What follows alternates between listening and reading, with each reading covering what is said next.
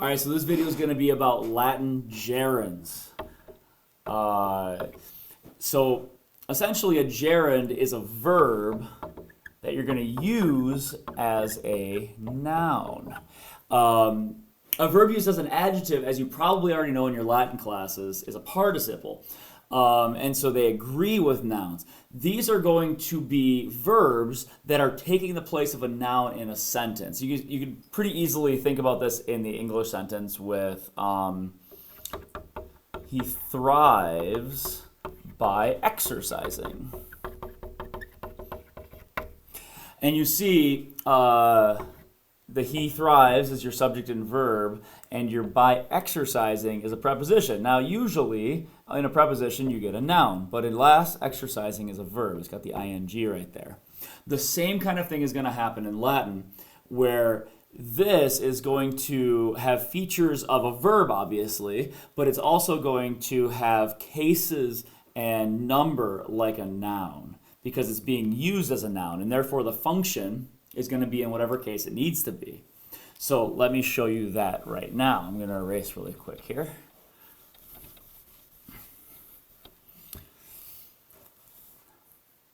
So we're going to use a very famous one to take a look at these.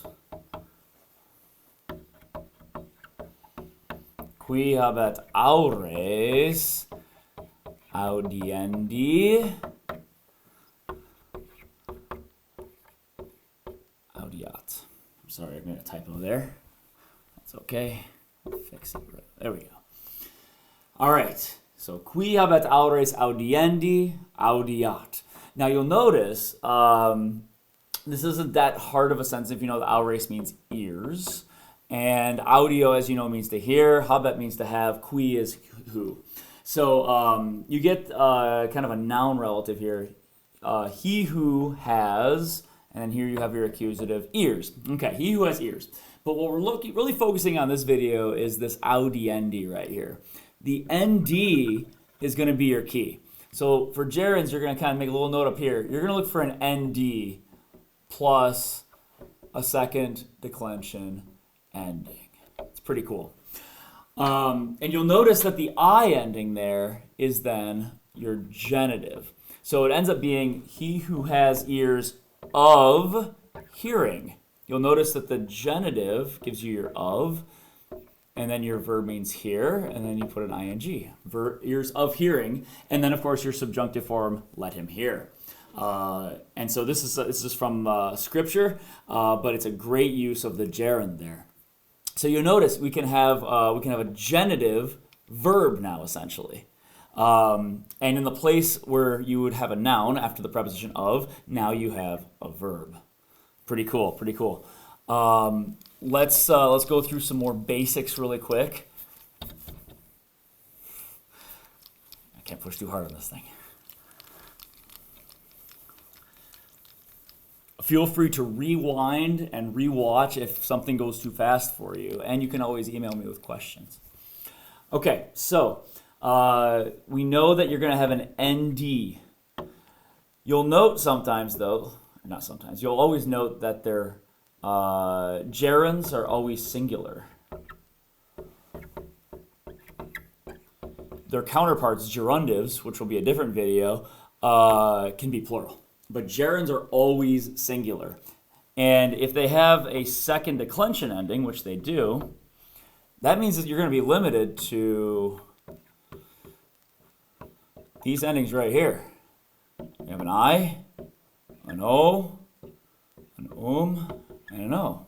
That's pretty much it. You'll notice there's no nominative. That's because in Latin, if you want to make a verb into a subject, you use the infinitive. So really, there's only 4 forms right there. Because they're always singular, they're always second declension, so there's actually not that many uses of these things. You'll find them often with the genitive. You'll find them often in the ablative as well. Okay? So, let me give you one more example before I end the video. I'm trying to keep this brief for you. But you'll note that your genitive gerund, you're still going to have your of. Your dative, you're going to use a for. Your accusative, there'll probably be another video on this, but this is probably going to be after an odd. And that's going to be a special thing, so you can put a little asterisk there. A little more explanation than this video is going to provide. And then here you have your by or with. And what I'll do in the next example is I'll give you a use of the ablative. Okay? So we're going to have kind of a Virgilian example. It's not exactly Virgil's word order. I'm going to try to simplify it for you.